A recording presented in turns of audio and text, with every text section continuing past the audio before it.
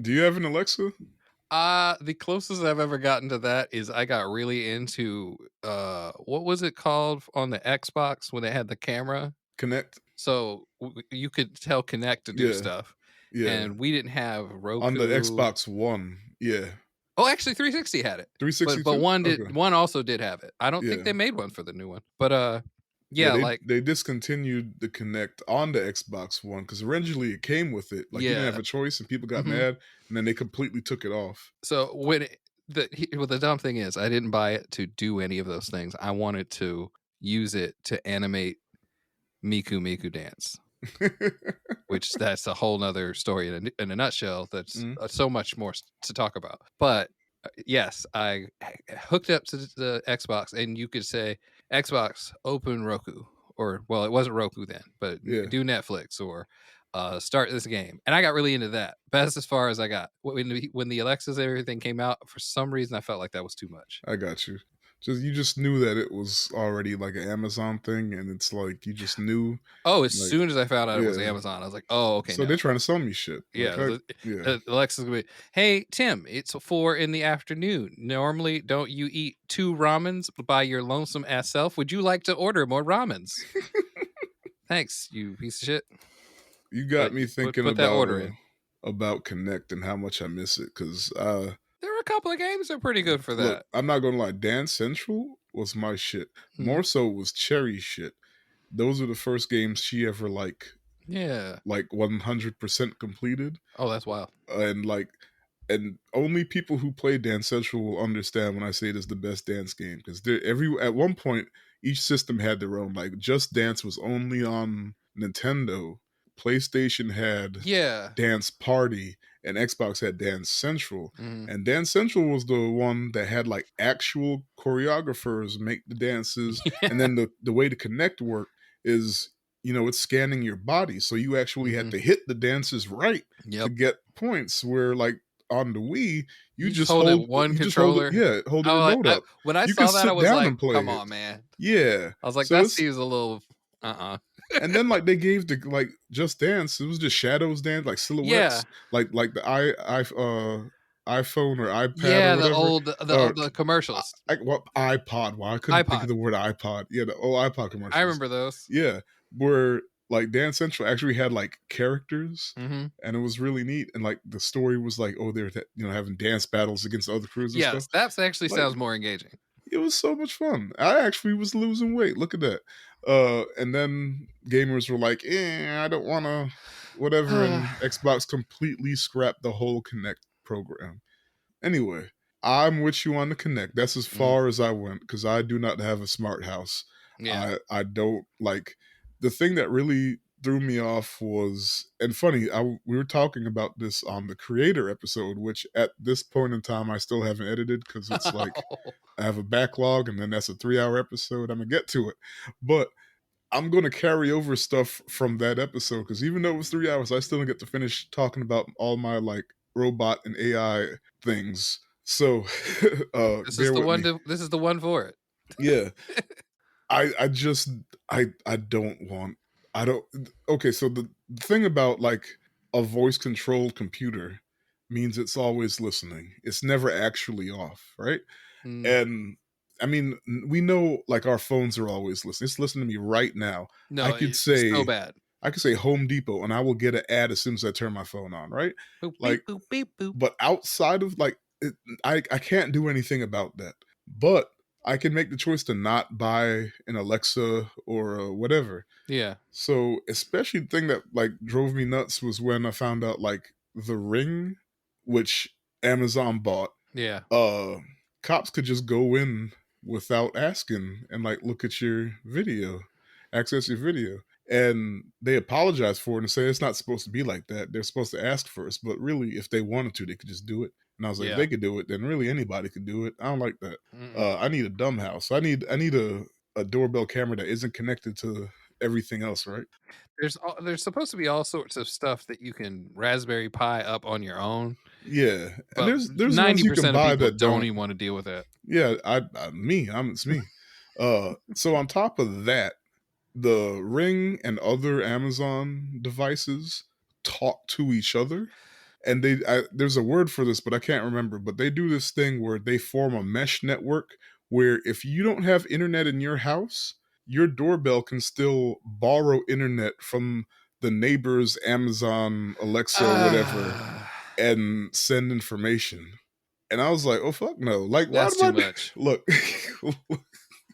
So when the revolution comes, they just gonna be selling us out. Like, so look, I want a dumb house. Anyway, I say all that to ask this next question. All right. Would you fuck a robot? No, I was just let's get into on that note. Thank you for joining us today. If this is your first time with us, we're the secret group of brown kids. Who are the secret group of brown kids? It's a secret. But you might be able to find us explaining to our therapist that our robot girlfriends have nothing to do with our relationship with our mothers. That's probable. Yeah. And my name is Tiffzilla, your host, and on this podcast, I make my friends watch movies with me and talk about their feelings, especially this episode. And on the panel today, shithead, fuckface, fuckhead, Tim. Follow me. It's over here. It's just the two of us thugging it out today. This was a last minute change. Going back to the last episode, I said that this episode would be the creator. I'm sorry, not the creator. The artist from 2011. But it's not streaming anywhere that you don't have to pay money to just rent it or buy it. And I was like, y'all, it's already kind of obscure. Even though it's a Best Picture winner, it's already kind of obscure. No one's going to listen to that episode. Like first couple times you brought it up, my brain kept trying to insert disaster artist. And then one day when I was thinking about it recently, I was just like, that's what they used to call Prince. Oh. We could watch. We could watch Under the Cherry Moon. There's your replacement. I see what you did there, but so I was like, okay, let's change it last minute. And by the time we had our deliberation, this is what won. But it's so last minute, I couldn't get anybody for this time outside of you, so it's just two of us. Anyway, I feel like everybody else is already in scramble mode for Valentine's, probably, and I don't have to do that. Yeah, I don't got to either. Yeah, I did something. I saw something. I bought it. It's sitting in the corner, and I'm gonna throw it at her. Sometimes, usually we don't do anything. Sometimes we don't remember our anniversary. You know, and I don't mean I forget it. I mean we will both be out and suddenly be like, "Oh yeah. Shit! It's Greg and Jacqueline's anniversary. That's the same as us." I guess this is anniversary stuff. Yeah. Shopping at Costco for our anniversary. Fun. Just hold hands while you walk down the aisles. You both grab the giant jar of pickles together. Like yay. Let's get an enormous box of something we might not use all of because we have two people in the house. Let's get a bag of socks. Good Lord. I wish I could get my socks from there, but they don't have and ones. the and one like ankle length sports socks. I don't know why. I've been stuck on those for like 6-8 years. Hey man, if it works, it works. But I'm glad you brought up Valentine's Day because we are in the middle of our Valentine's Day series of romance movies. Last week we did Southside with You. I don't know why that's funny. Southside with You. Southside along with Michelle. That's what the movie could call it that. So that was like a romance drama, or it's just straight up romance, right? I wanted to, and next week we got a rom-com. So I wanted this one to be, the third one to be something a little just different, oddball, or not necessarily oddball, but just something different, right? That's what I wanted the artist. But so this week we're doing Her from 2013, and this is a different movie, different good. Well, according to us, but not according to half the reviews you read today, huh? Oh boy. We'll get to that. But so yeah, Her. If you don't know what the plot is, in the near future, a lonely writer develops an unlikely relationship with an operating system designed to meet his every need. And it's written and directed by Spike Jonze. Yeah, I remember his music videos. Do you remember his skate videos? Yeah. I didn't watch as many of those, but I do remember some of my white apartment mates being like, look, this is so crazy. This is ingenious. And I was just kind of like, you gonna give me my goddamn rent money? I remember his random appearances on Jesus and Mero when they were on Vice, because he Yeah. owned or partially owns Vice, the Mm-hmm. channel. Yeah. Anyway, That makes a lot of sense, actually. yeah. This premiered at New York Film Festival in October 2013, but it had the wide release January 2014. And oh yeah, it's currently streaming on HBO Max if you want to go watch it. Or yeah, go watch it. And starring Joaquin Phoenix, Scarlett Johansson, Amy Adams, Rooney Mara, Matt Lester, I think I'm saying that right. Olivia Wilde, Chris Pratt. Mario. And Laura Kai Chen, and had a budget of $23 million. That's Which feels a little crazy, but yeah, you yeah, just don't make movies for under like $2 million, really. yeah, You and can't do it. even though, and another thing is actually, I haven't read the article. I saw the article's headline, and I was like, I need to save that for later. Something people don't think about is a lot of VFX is used when you don't think VFX is being used. Absolutely. And this is one of those because the skyline for Los Angeles, Los Angeles don't got that many skyscrapers, but it's in the future. Yeah.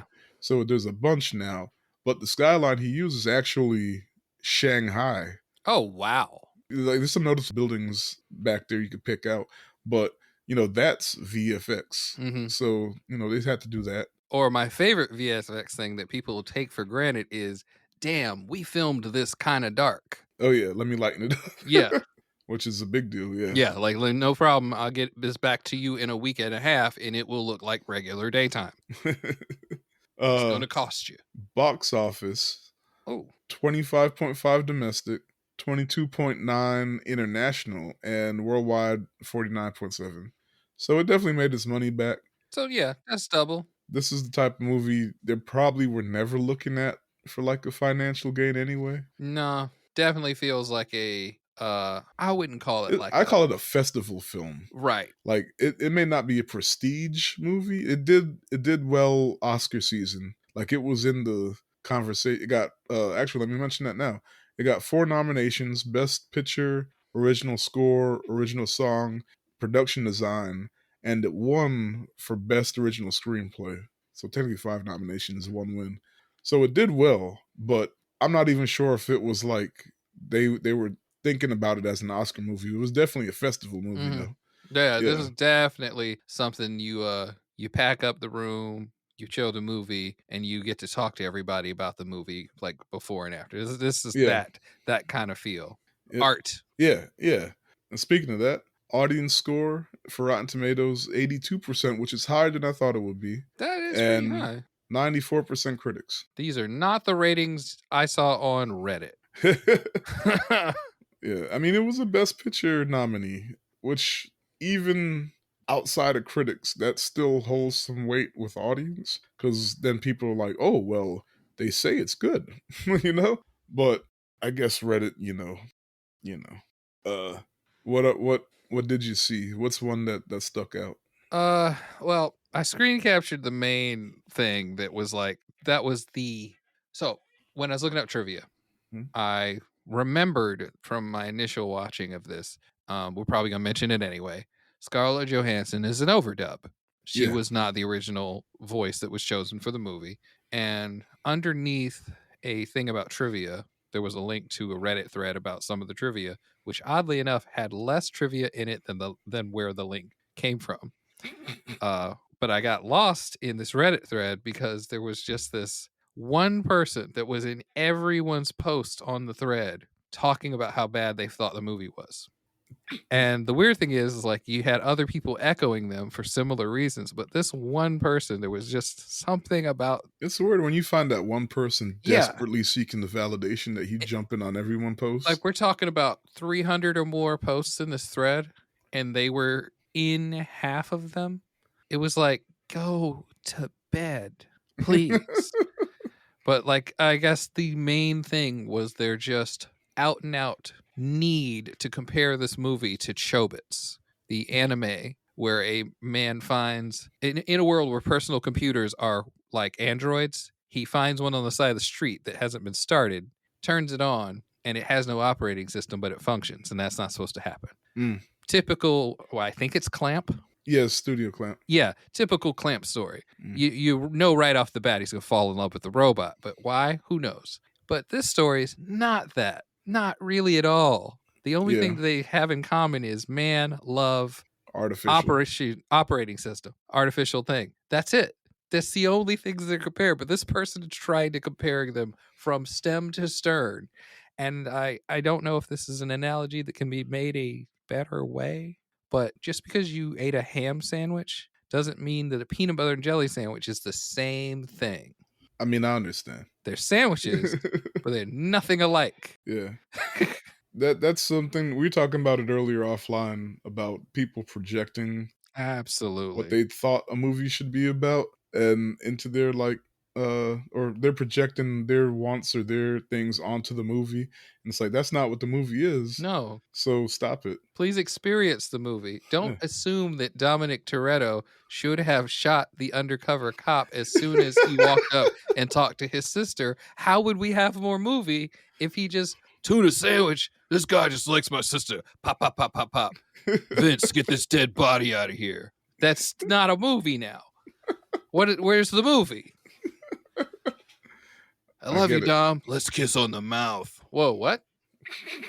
Different movie. You want a movie that isn't happening. Funny you say that because, that's the whole thing with, shipping and whatnot. Anyway, let's not go down that road. Yeah, let us turn around and head in the other direction. Yeah. We don't have to get into that. So real quick before we get into it, shout outs. Yay! It's been a slow week because I skipped a week because I was sick. So we didn't put out an episode. Anytime you skip that, it just kills the momentum. So not a whole lot of stuff going on or views. I think Florida, I'll give it to Florida just because they've really seemed to be consistent. All right. Yeah. So shout out Florida. Florida, there's the state motto of Florida. Damn, damn, damn. Oh, wrong Florida. That's a Good Times reference. Side note, watch or listen to our Southside With You episode. Yeah. I'm going to remind y'all to subscribe to the podcast if you haven't. A lot of people will listen and they'll keep listening, but they just never click that button. So, do that. Anyway, we're going to spoil the movie for if you haven't seen it. This now 11-year-old movie. Damn, that's right. Yeah, it's wild I'm going to just accept it at this point. Everything's old. We're old. Weird thing I just thought of. I've only ever talked about this movie with women. So this is going to be new territory. Oh, okay. Yeah. Well, I will say I'm a little bummed, or not, I don't know if bum's the right word, that we don't have any of the girls on because I was hoping it would have been interesting for feminine perspective. Yes. Even though I'm pretty sure they were just going to tell me I'm not shit and say I need to stop listening to Drake. But, it is what it is. Somehow that's going to come up. I don't know, man. I think I'll feel better when me and Tiffron get back on the road. Sorry. That's the two Drake. That's one of the two Drake songs I know when I hear it. But yeah, watch the movie on HBO. I'm sorry, HBO Max. If you haven't seen it yet, and if not, and you just want to listen to our voices, that's okay too. They say that's okay too. Anyway,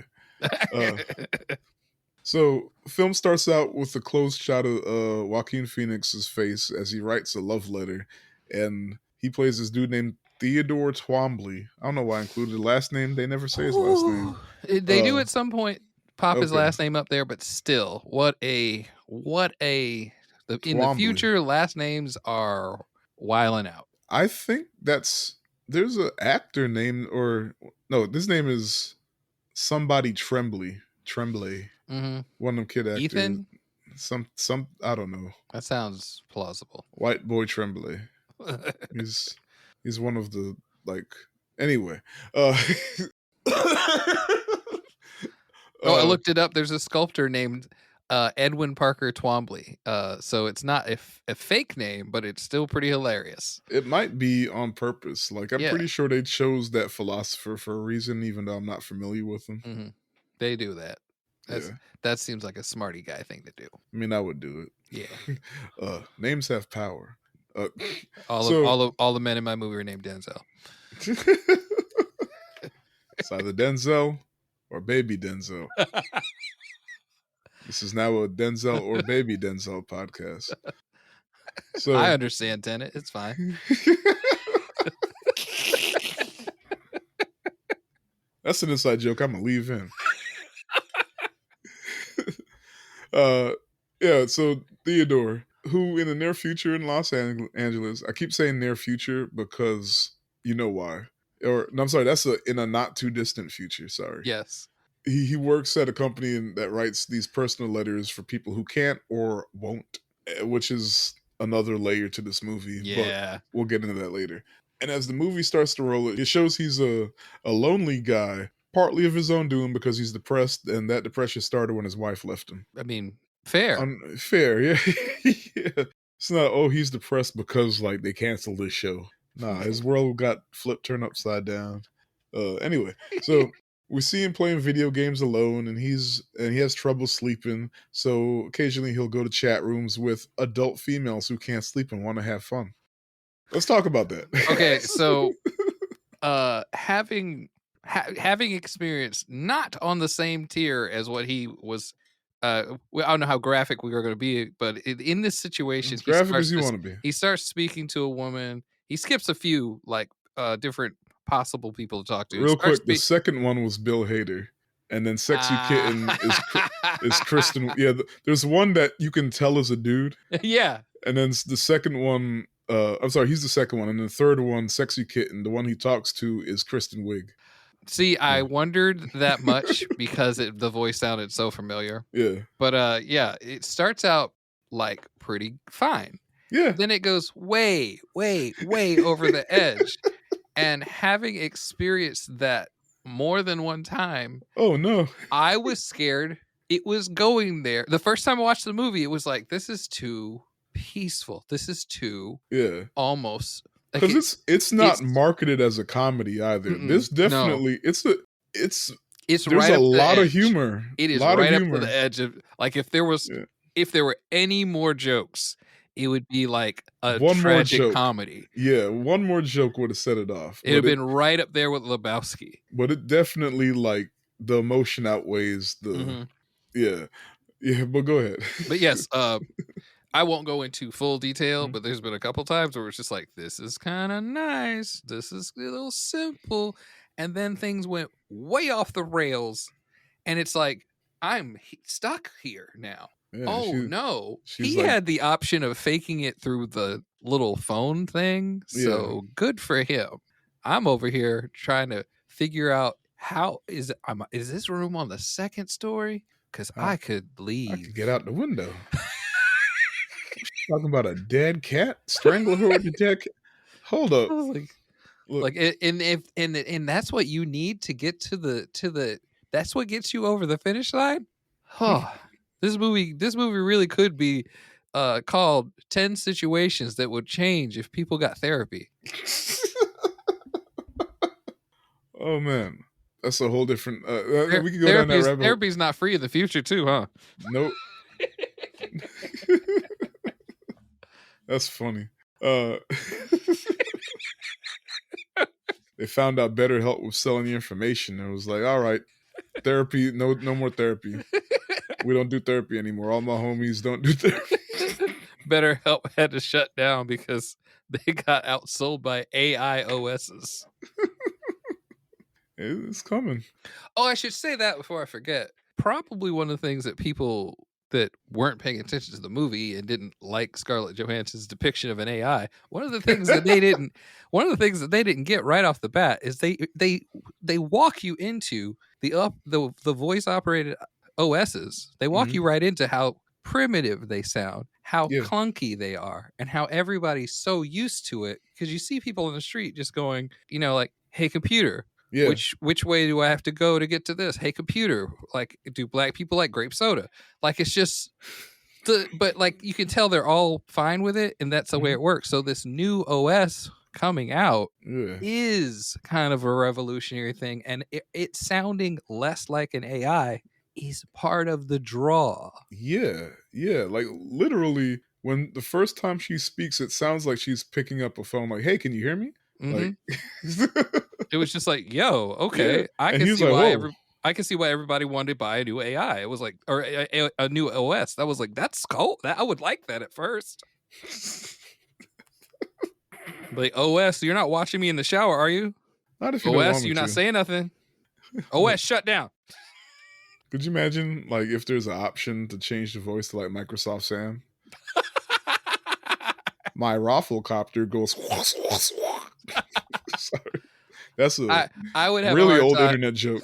I would have a hard time not making it be Samuel Jackson. You know that's an option. There's already an option to like I think it was I don't know if you could still do it, but at one point you can download a Garmin update to make Samuel Jackson your Garmin voice, but nobody Turn uses left, Garmin anymore. motherfucker. Yeah. I don't know how you missed that turn. Do a U-turn, damn it.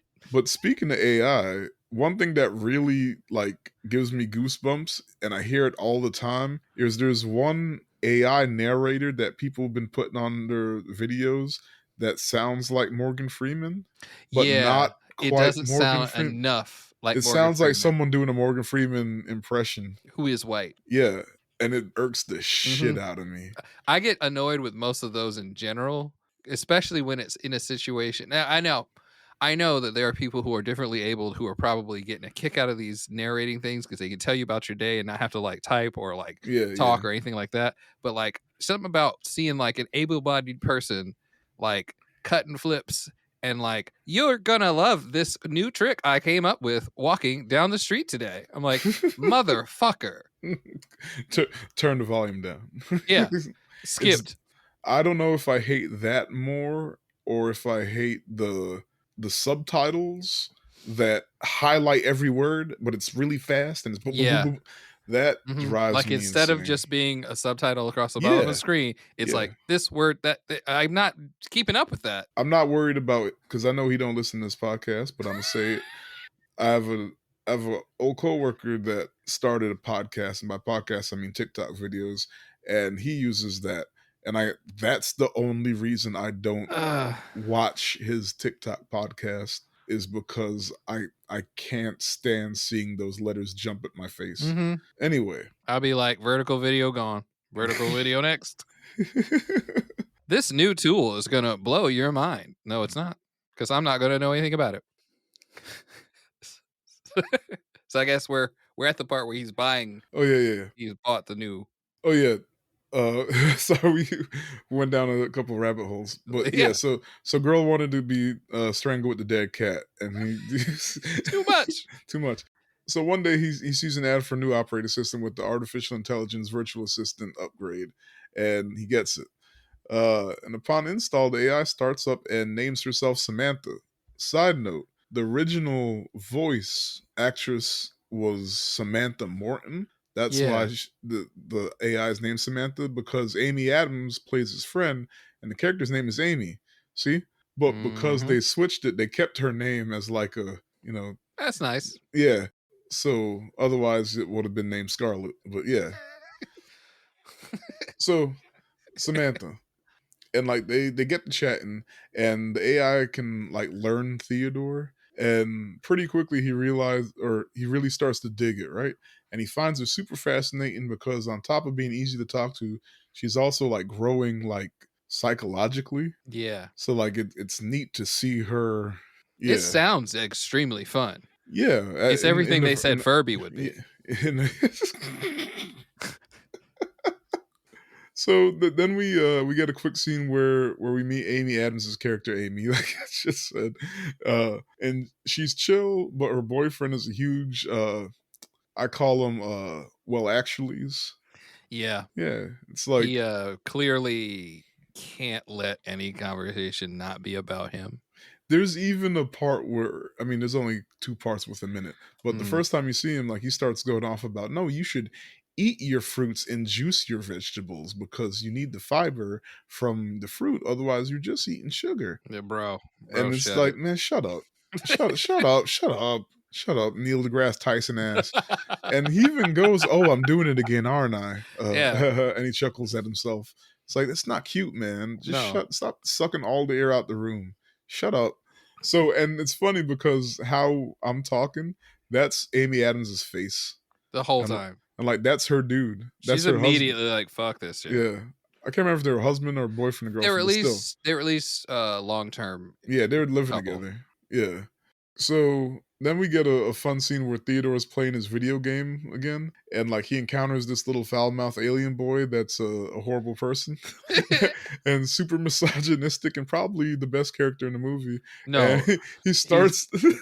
Go I ahead. wanted to play that game pretty bad. Yo, I wanted to play it before he popped up. I was like, Yeah. what's the little hand Yeah. motion? I was like, is this that No Man's Sky he's exploring? That's funny because that's exactly where my brain went this time. Yeah. But obviously this is way It before wouldn't have No Man's existed. Sky.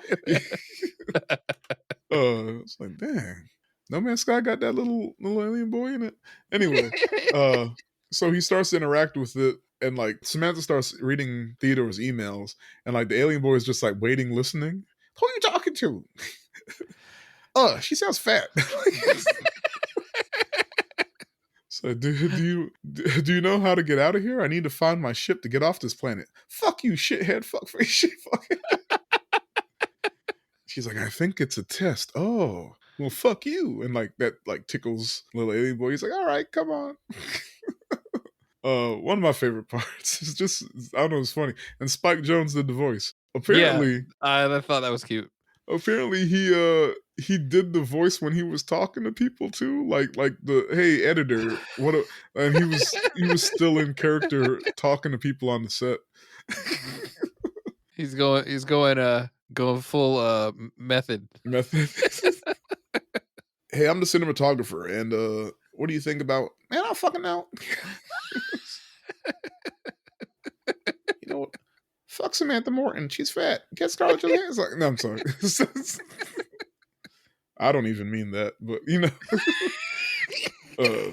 Actually, all jokes aside, I think Scarlett is a good actress. Just she could have passed on a couple of roles. That's all. Anyway. I feel like her management team does not. They don't like her. Like, yeah, they just be like, if she says yes to this, we just gonna do it. Look, she can fucking figure it out. It's all dudes, all white dudes, and like they don't tell her no. Some of her early stuff is like just great movies. She got into the weirdest arty movies early on in her career that a lot of people wouldn't have been able to make work, but she absolutely knocked them out of the park. She's good. Yeah. Now she's Black Widow, but she started out like crazy good. So not Black Widow anymore. Spoiler alert. Oh yeah. She's Flat Widow. Honestly, Jesus. Honestly, she still does the artsy movies. Mm-hmm. We might do some one day when I forgive her. But she that was her in Lost in Translation, right? Yeah. And that was but that was 2003. Mm-hmm. It's 20 years. We got to stop doing this. But you know what's funny? Lost in Translation was Sofia Coppola. Yes. And that was based on her marriage with Spike Jonze. Yes. And Spike Jonze did this based on You know what? Like there's our Scarlett movie Johansson twin in both of them. There's our weird movie twin right there. We do the other one. Look, somewhere there's another podcast doing yes Lost in Translation for Valentine's Day. Oh, that's funny. But yeah, so Samantha reads an email from some friends about them setting Theodore up on a blind date, and she pressures him into agreeing to do it, right? Next, we're hanging out with Amy and Charles. Samantha checks in and tells Theodore that an urgent email came in about his divorce. And like later on one morning, Samantha starts to probe him about the divorce, and he reveals that he's avoiding finalizing it because he wishes like things weren't ending, and he's real sad about it.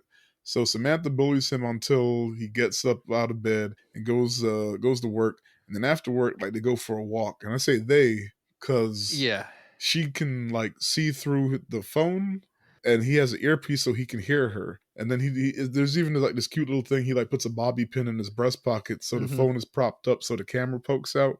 So like they're together. Before I had seen this movie, Mhm. I had a Samsung Galaxy. I was so excited to have a nice phone. I got a wood case for my phone. A wood case, Yeah, like not the just like yeah, look like it it was like a looked like wood. like one side of it was like, obviously the metal and plastic, but then the Mhm, whole face, except for the hole for the camera, mhm. was dark brown wood. And it was actually like a thin piece of wood. When it finally broke, I popped it off. It's like, oh, it really was wood. How about that? Yeah, But I would put it in my pocket that way. But since it was a long, regular phone and not the little square thing he had, yeah. it would sit in my pocket It's still just poked up. that Yeah. way. And I remember when I finally saw this movie, I was like, man, I can't imagine how many people saw me on the street and thought I was cosplaying, or like was like, hope those aren't real. I don't know. Were you wearing them high waist pants? No, Mm. I don't have any Urkels. What do you call those? Pantaloons? I don't know. They I did don't know. they did have the high waist and like the high water cut. Yeah, I It was kind of respect crazy. the I like anytime you watch some sort of like mild sci-fi. I call it mild sci-fi, where it's not Mhm. hard sci-fi, but it's just like, oh, it's in the future a little bit, Yeah, and they do like whatever. So and then they take time to give it some sort of fashion, but yeah, usually, fashion is cyclical. So yeah. Why wouldn't it come back? so they always have some like old fashioned style that they bring forward mixed in with new stuff. Definitely. And the old fashioned style was definitely these high ass pants. Like, cause Chris Pratt had them on too, and like them Yeah. janks were under his chest, like it's just it's like they about to fence. Uh Fence. anyway. Yes. Uh, Forgot where I was going. uh oh, he's gotten he got the emails about his Oh yeah, divorce. and then he's walking around. He's walking around, and like she got him doing cute shit. Like, hey, just trust me, close your eyes, and I'm gonna have you walking around, not bumping into people and ordering pizza and shit. And like, so it was just a cute scene. Yeah. Like it felt like first date kind of stuff. Yeah, yeah. It felt real kind of real. Because at this point, they're not actually talking about relationships or anything, but they're kind of falling like they're getting close to each other, right? Yeah. Which I mean, that's the other thing about this movie is it's about relationships. So a lot of it is if you've been in a relationship before or several, it's relatable. Like almost every beat that they go through, I think I've gone through myself, minus the the one part. But yeah, so I get it. So this is the little cute like they're starting to get close to each other part.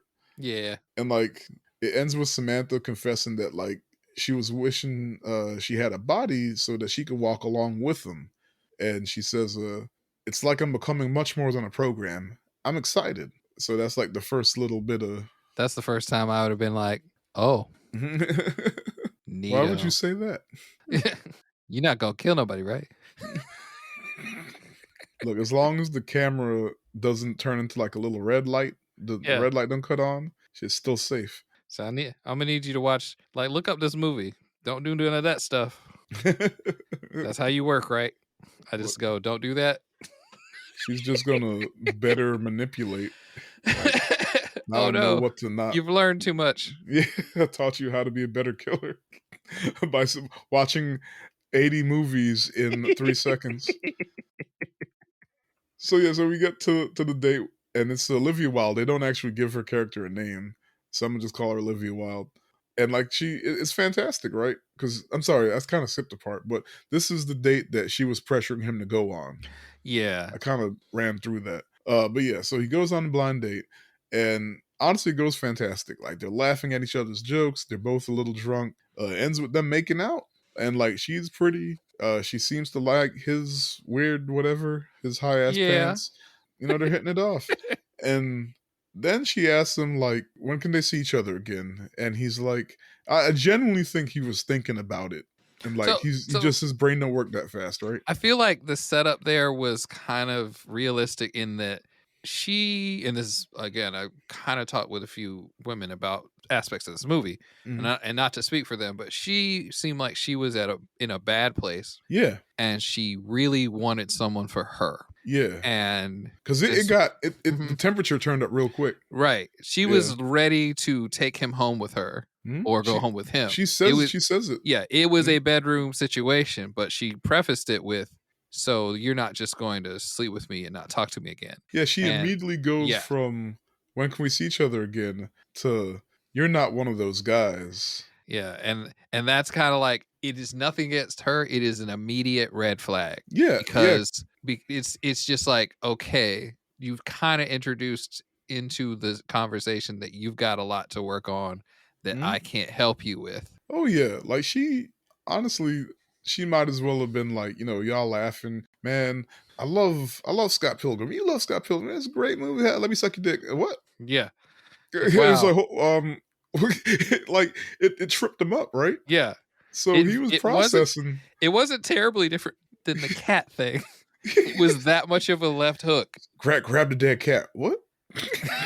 Grab that dead cat off the shelf, like, "I'm sorry?" "Ah, Uh, why do you have that?"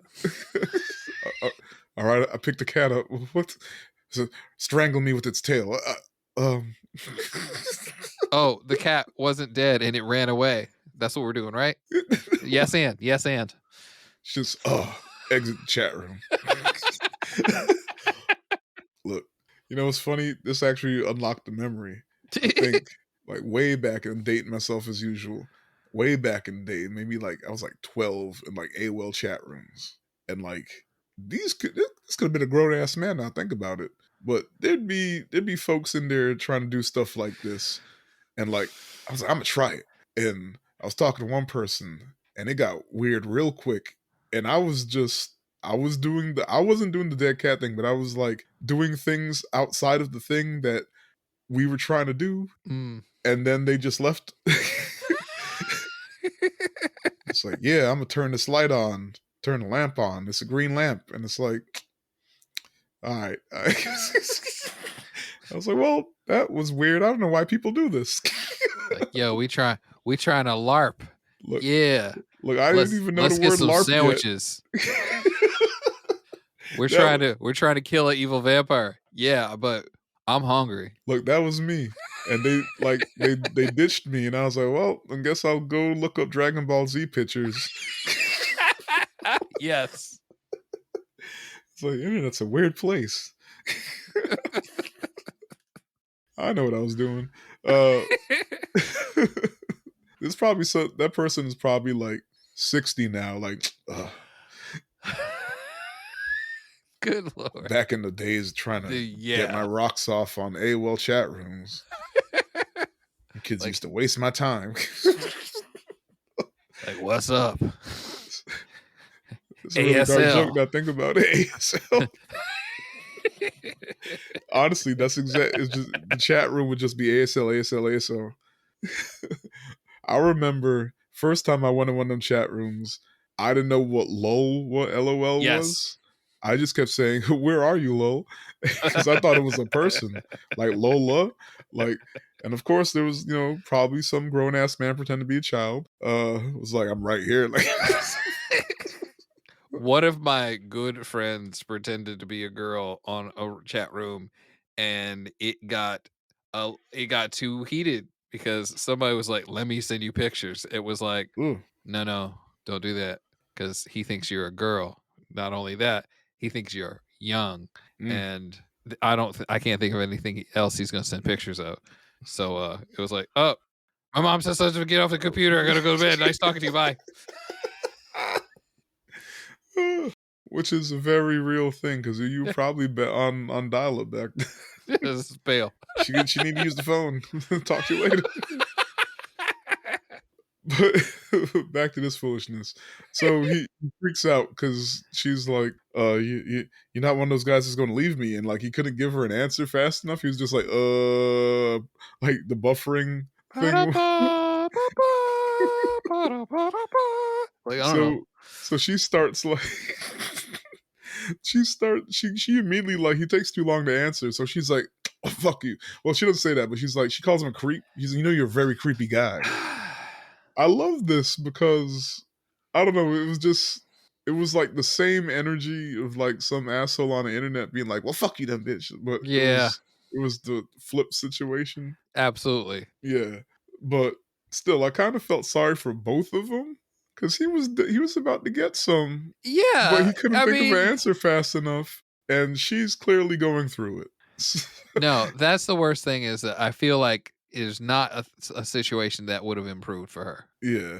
Like, it all wasn't great. One thing I love about the movie, and this is getting ahead of myself greatly, is nobody anything that has to do with relationships, not specifically to Theodore, but any relationship they talk about or you see in the movie, there isn't one bad guy. Some of that gets revealed eventually, but Mm. nobody is specifically the bad person in the relationship. And that's something that gets explored is like, even if you think that everything is on that person, it might not have been. And Yes. I think he said he doesn't realize he's explaining it when he says it, but at some point he's like, it just wasn't the right time. And by that, he doesn't elaborate, he just says that. But that's like the crux of the, or one of the cruxes of the movie, I guess, is like, you are not always where you need to be with this person. Yeah. Yeah. So anyway, back to this. We could talk about that later. She dips. So that night, Samantha and Theodore chat about it, and Theodore says he got drunk and he was hoping he'd find someone who wanted to be with him, and he kind of hoped that it would like fill a hole in his heart. And eventually, that conversation got real deep, and he talked about how like lonely he was, and more of how like Samantha like wants to feel and whatnot. And eventually, they have phone sex with each other, Like, which literally, yeah, because she's like a little phone. she's. I guess technically she's like less of a phone and more like a handset for the computer, maybe. But Maybe yes, like a mini tablet, yeah, like a small tablet. I mean, it's all the same thing. because it's Just clear the OS is not only attached to that part; it's yeah. like his home computer and the work one, which Well, is what also Microsoft tried to do a little while back, Cortana. yeah. Yeah, that didn't quite work. Well, let's name our OS after the computer that churned evil in our third game. Yeah. What was it called? Rampancy.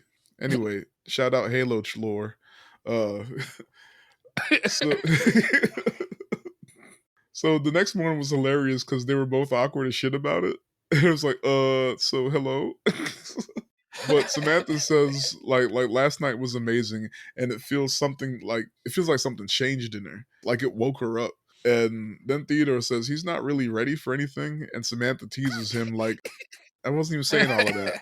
Yeah, that was great. Yeah, like look, this right here is like peak. Like, she didn't need to grow beyond this. Like, you once you nail that humor down, Mhm. you're a real boy. I mean, well, real whatever. Yeah. Yeah. And then what she was saying was he helped her discover that she wants, and like she wants to keep learning, keep feeling, keep growing. And they keep sprinkling this part in, right? So they go for another stroll, and like this time at the beach, man and program continue their bonding, right? And like she makes anal sex armpits jokes, and he walks on the sand in quirky white guy shoes. It's beautiful. She's an AI that knows how to draw Rule 34. Right? Which makes perfect sense when you think about uh then we get a funny little scene with the lesser of the Chris's, Chris Pratt, right? And well, I already brought him up, so this Yeah. joke is kind of, but whatever.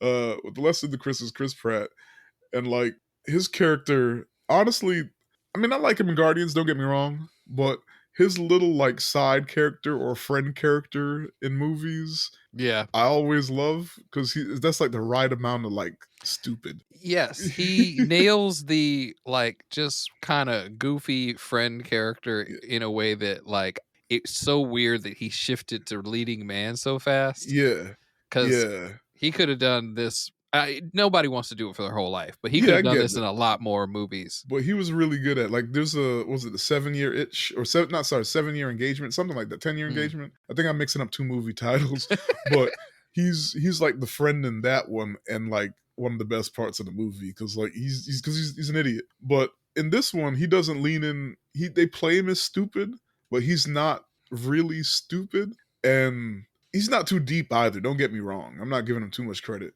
but like there's a part, and I'll explain it when I get to it, where it plays like he doesn't know what the hell Theodore is talking about, and then they come back to it, and it's like, oh, okay, he did. But yeah, so Chris Pratt, this part took me out. The quote was, he's trying to say he's a good writer because he reads his letters, and he was saying that he's a very sensitive person, or it takes a very sensitive person to be able to do that, and he's trying to compliment him, but he's like, you're like part man, part woman. And Yes. Theodore's like, mm-hmm. He keeps saying shit like that, and the whole time Theodore's like, mm-hmm. Mm-hmm. Thank you. Like, you're like real good with words. I'm clearly not. I'm not, yeah. That's why I'm the receptionist here. But he also doesn't realize how he sounds, so he just keeps talking, and Theodore's like, mm-hmm. You got the best part is when he's about to step out the room, he turns around and goes, "Hey, that was a compliment." Yeah. I was like, perfect. Like, how many of these people just ad-libbed their entire I part of the movie? It's like, hey, this is kind of what we're going for here. Go for it. I read that Spike would lock Joaquin and Amy in a room together so they could just talk for days and build that character or that bond. And not a lot. I know a lot, but I hear about it, here and there with directors doing that, and usually it works out. Honestly, it looks especially like with kids. It looks like it's, especially some of the montages in the movie, in this movie specifically, it looks like they really just did that to develop the characters, but filmed it as a side to use. Yeah, and then it they works just clip so them well. in. Yeah, just them existing. Yeah. Yeah. And then we get a scene where Amy tells Theodore that she's divorcing Charles the Well, actually. And later Good. on, Samantha asks, I literally just went, good. Like, as soon as that part happened, I was like, fuck him. Like, good. Like, I think Theodore said the same thing because he was like unfazed. It was more like his reaction was more like, "Are you good?" Versus like, "I'm a Miss Charles." Nah, fuck that guy. Keep telling me to eat my fruit. Shut up. So later on, Samantha asked Theodore if they ever went out, and he said only for a moment in college, but it wasn't right. And then she asked him if she could watch him sleep. And he's like, yeah, no problem. That's not weird at all. Yeah. Totally good. Just go ahead and scan my eyes so you can use my biometric data to buy shit. It's cool. Look, all I'm saying is this is the moment, right? This so I'm in Theodore's position. My wife done left me. I'm sad. Like I left out the joke about how he's like, he tells his phone to play melancholy music and it starts singing about dying, and he's like, all right, play another melancholy song. Like, he's just a mopey dude, right? Everybody hurts. So and then I see this operating system come out and say, oh man, I can have a robot friend. All right, cool. And like, we start talking, we're BFFs, we start falling for each other because he selected a feminine voice.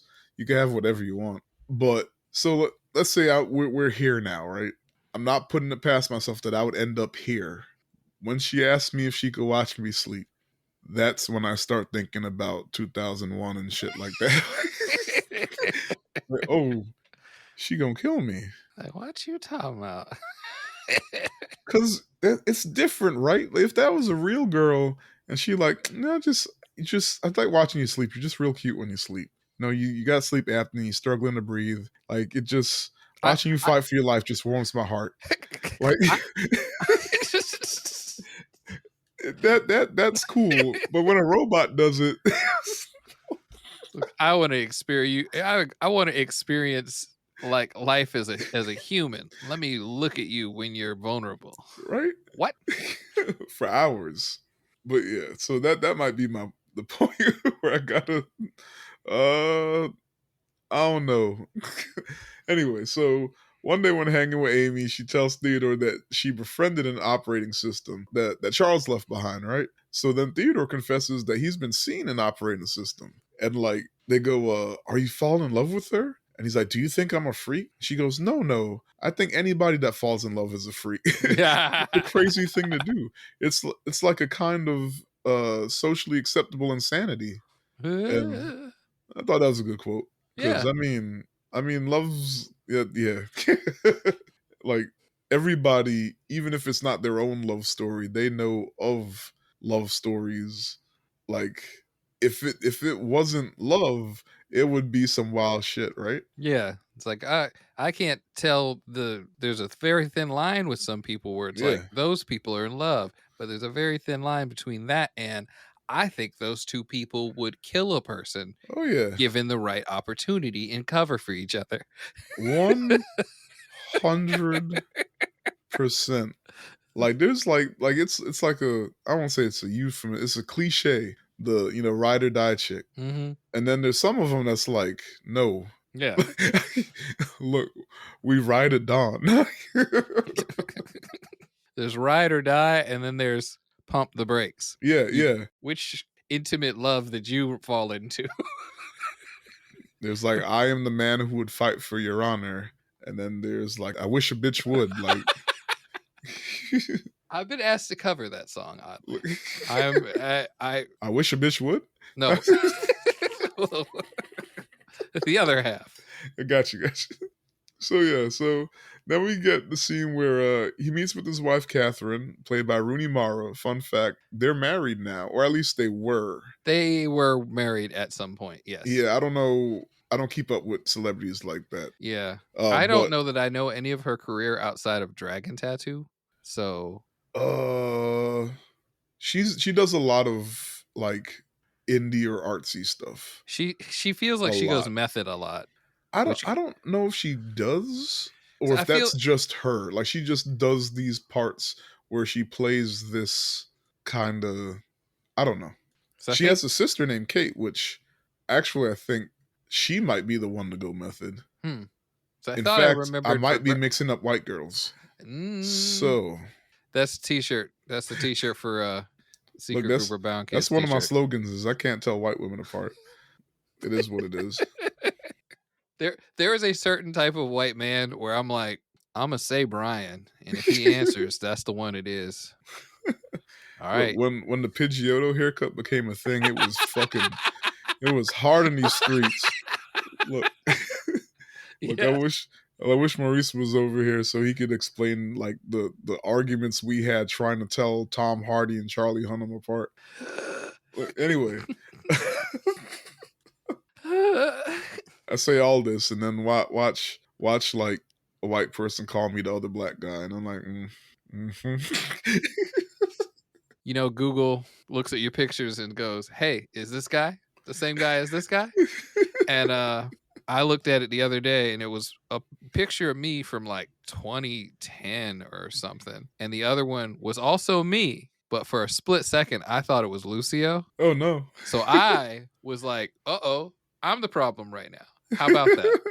I was like, you were right for once. But any other time, it'll match up all kinds of people in the background of my pictures to somebody else. And I laugh because I'll be like, oh, yeah, that's that dude that I met in Virginia Beach. That's not him. I think that's why it stopped or Facebook stopped doing that. Mm-hmm. Do you remember? You remember? Yep. Like it stopped. It used to, and it stopped. We're really into it. Google kept at it. Google kept at it in a private manner in your on your I'm sure on Facebook just your still pictures. Does.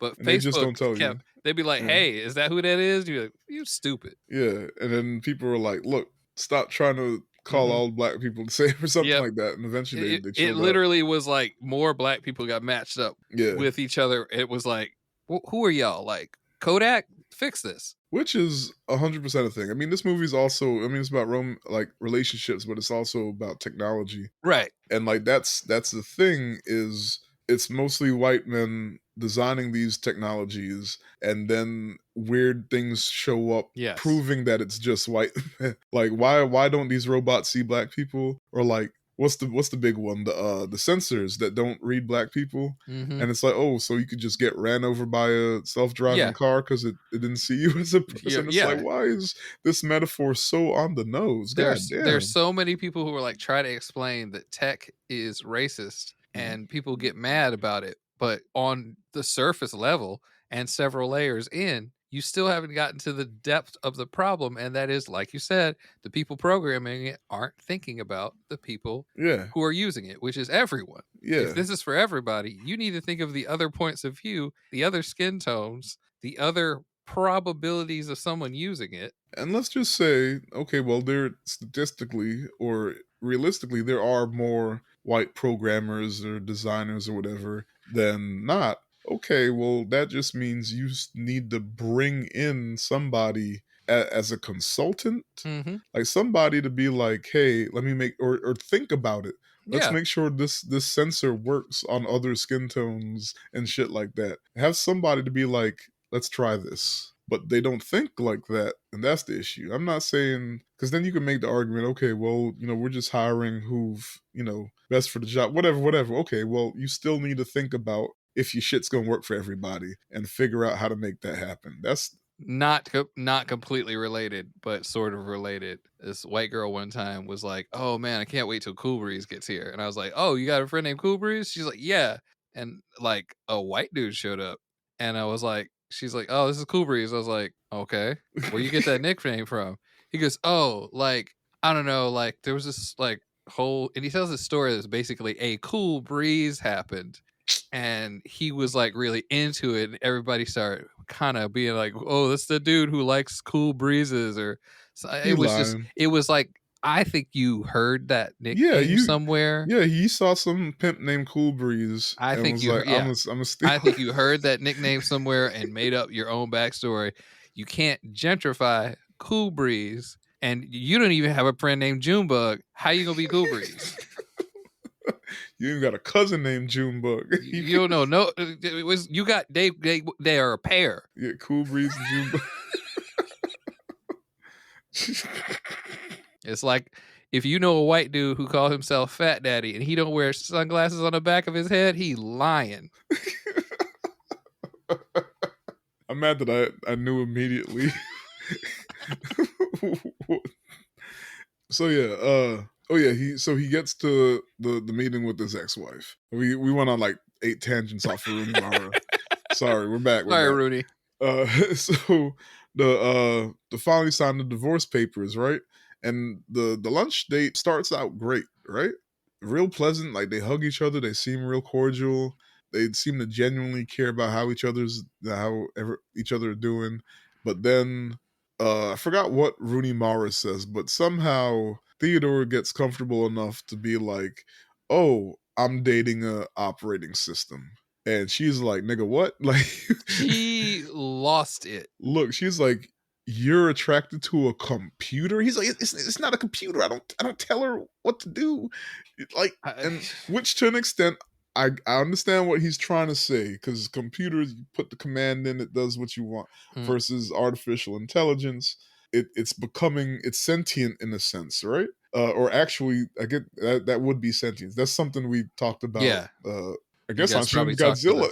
the. Oh no, God, I guess yeah. no. I was going to the creator, and then that popped into my head that we were talking about kaiju's and sentience and cryptids and Yeah, shit. Anyway, but like, so that's one line about technology, right? Or like robots and shit. Is the robot sentient? yeah, So Chris had mentioned that we're just going to use robots for slave labor, and I was like, ain't gonna lie, I'm cool with that as long as the robot hasn't achieved sentience. yeah. So then I don't feel bad, because then it's just a tool. Once it's achieved sentience, because then we have to have the conversation: Mm-hmm. does this qualify as a species? And like that's what the movie The Creator is about. Is like robots have reached that point where it's a new life form, Yeah. and do we treat them with respect or not? And like that's another thing I notice with like stories of AI is usually the line is, if it's one AI controlling everything, then it's evil. But if they're individuals, then they're usually good, like Yes. played as good, right? Yeah. So here we see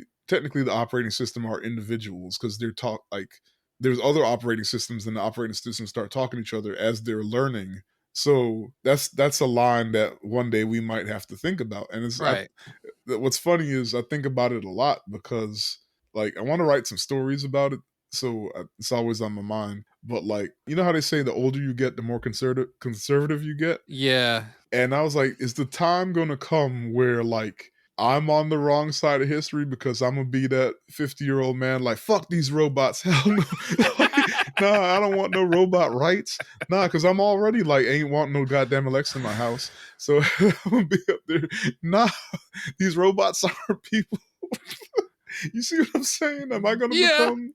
And I was like, look, if it is what it is. But no, it is clearly a don't give them sentience outside of the job they need to do and not hurting other living things.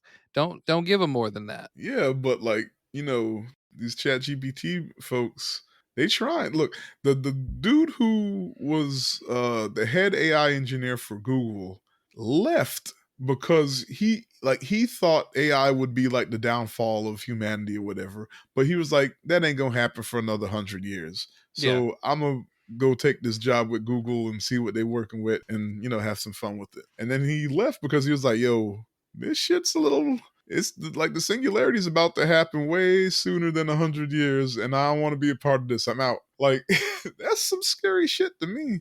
But you know, also some folks are welcoming to their robot overlords because then they might get to have phone sex with them. I mean, nothing. I mean, I'm not gonna say nothing against them because I did kind of say earlier that like I end up talking to this damn AI and now we friends and we cool, and now I'm having weird feelings and I don't know what to do. So I don't know. Anyway, I hope I don't get caught up like that Well, I mean, because then I'm gonna end up like Theodore here trying to explain like it's not a computer. it's not a computer. She was roasting him. She was like, he's in love with his laptop, and like this was so funny because What are you gonna do? Cheat with your Game Boy? the waitress walked up and asked if they needed anything, No, that and then was she the started best. dumping on the waitress and was like, this motherfucker fucks robots. And the waitress was like, I'll come back. the look, did you look at her face when she turned? Like, I almost feel like it was genuine. Like she was holding back laughter. No, you know she made it to the kitchen and goes, yo, we got Yo. another one of them robot fuckers outside. Table 7. Like all the other waiters are like leaning, like just happen to walk by that table. Like It's like, yo, it's another one of them robot jockeys. Oh, wait, that's right. I came up with my own slur for these guys. Or I guess not like a slur, but like a muggle? Like okay, like so it just seemed it's a derogatory term for the people falling in love with the OSs. Data miners. All right, that's the end of the podcast, guys.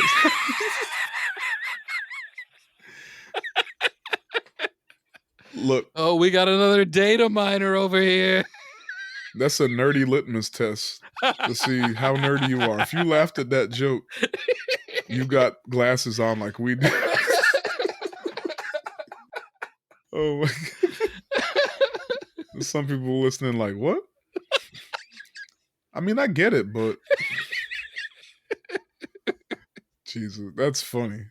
You know what? I'm gonna make it catch on.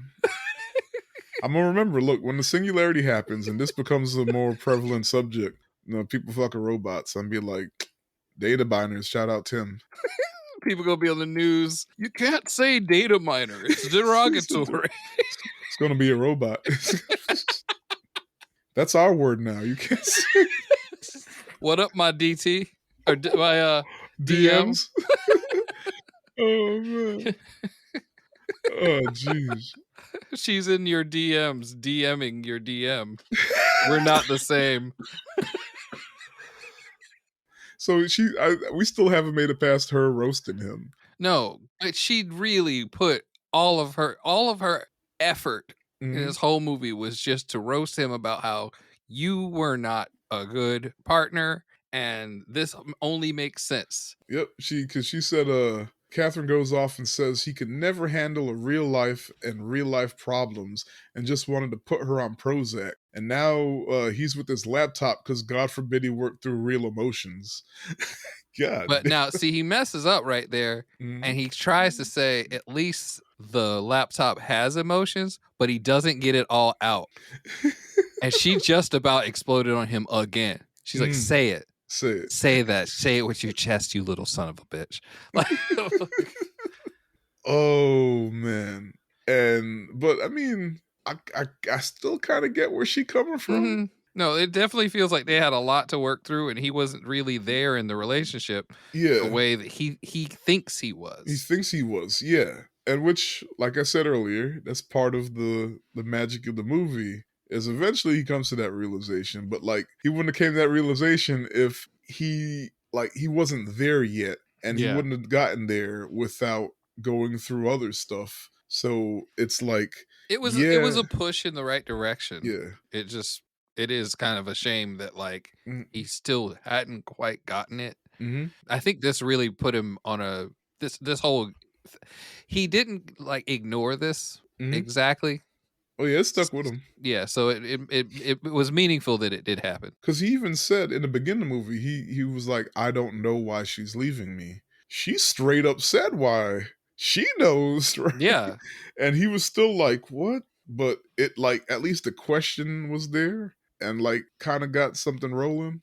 But yeah, so we get another little comedy intervention with Chris Pratt when on Theodore's way out of the office, Chris introduces him to his girlfriend. And he goes, we should all go out sometime. You should bring Samantha. We can double date. Because he spoke to her. Like, she contacted him about something. But, like, he didn't know that she's an operating system. Yeah. So, when he said that, we should all go out on a double date, Theodore's response is, she's an operating system. And Chris immediately goes, cool, we should do something fun. We should go to Catalina.